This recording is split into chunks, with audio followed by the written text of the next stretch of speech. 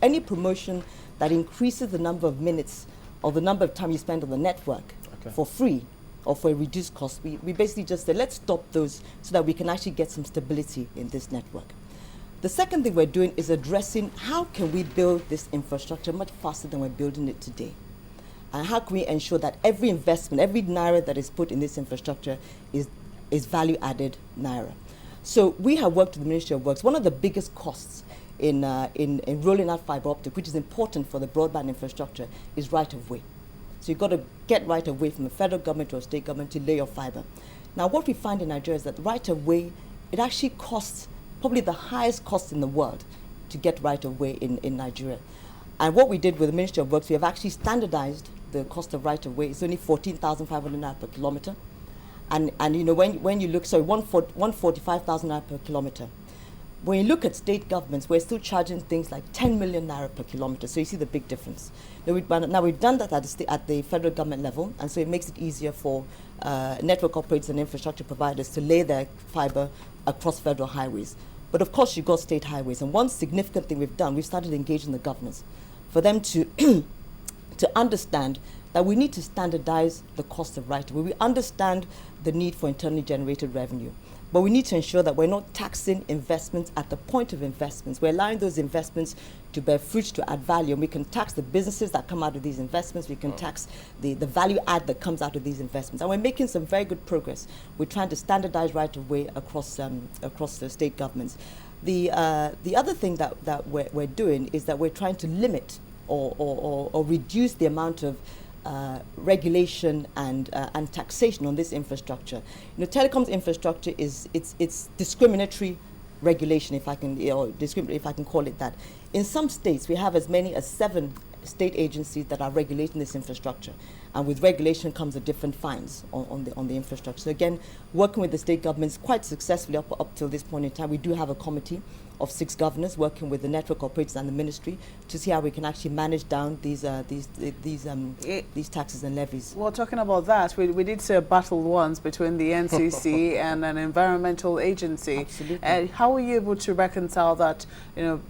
Reconcile that particular fracas and make sure that it doesn't happen again in future? If you sort it out. It is sorted out. The issue there was what is called the setback.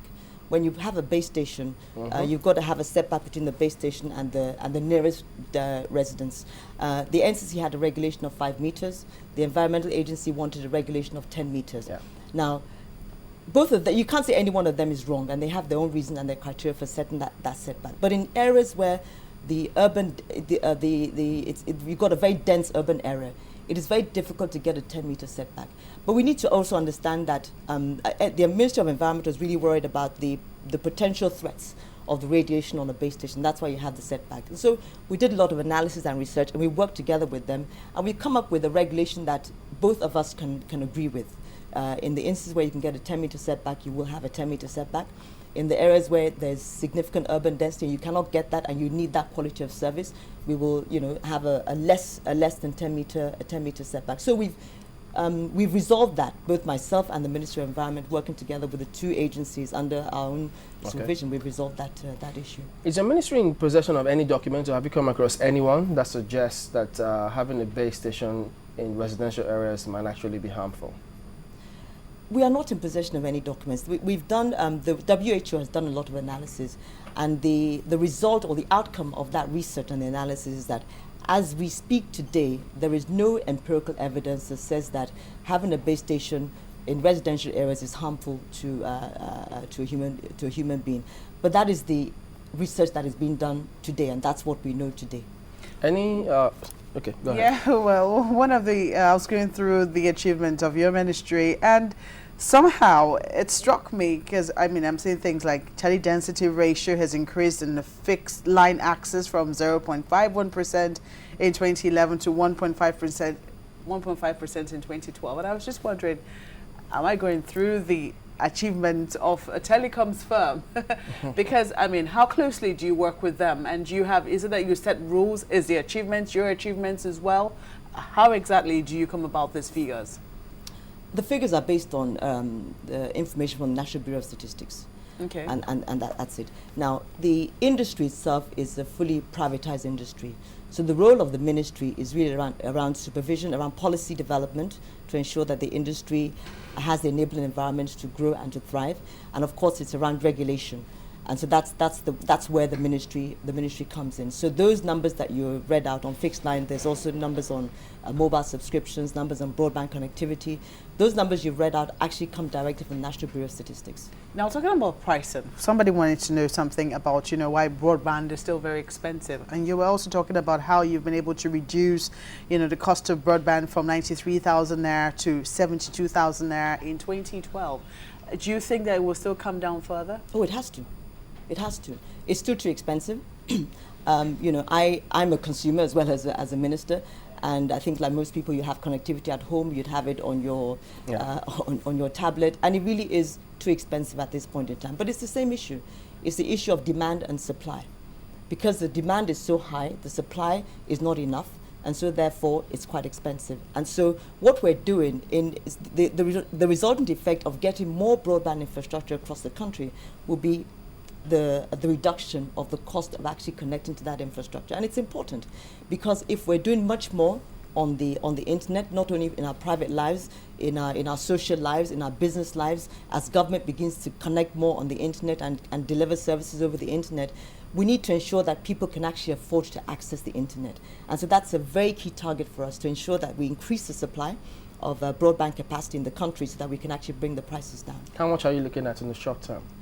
I think the number, if you have those numbers, the number that we have was from 72,000, I think, to about 50,000 by end of 2013.